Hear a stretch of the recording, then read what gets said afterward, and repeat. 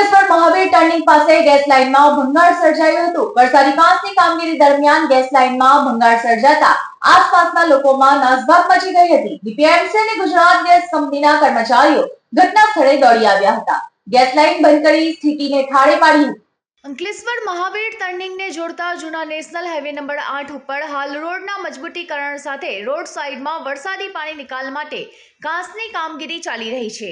વરસાદના વિક્ષેપ વચ્ચે હાલ કામગીરી ઉઘાડ સાથે કરાઈ રહી છે। આ વચ્ચે રવિવારના રોજ ચાલી રહેલી કામગીરી દરમિયાન વરસાદી કાંસ માટે ખોદકામ કરતી વેળા ત્યાં રહેલ ગેસ લાઇનમાં ભંગાણ પડતા જ ગેસ છૂટ્યો હતો, જેને લઈ અફડાતફડી સર્જાઈ હતી।